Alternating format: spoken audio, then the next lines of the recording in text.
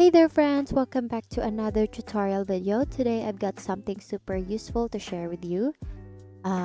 Ever felt overwhelmed by unwanted emails? Well, in this video I'll guide you through enabling and using Gmail's unsubscribe feature to easily bid farewell to those pesky mailing lists. So to start, open your Gmail account and find an email from a mailing list you want to unsubscribe from. So for example, this one. So once you open that email, and up at the top, right next to the sender's name, you will spot the words unsubscribe. See here?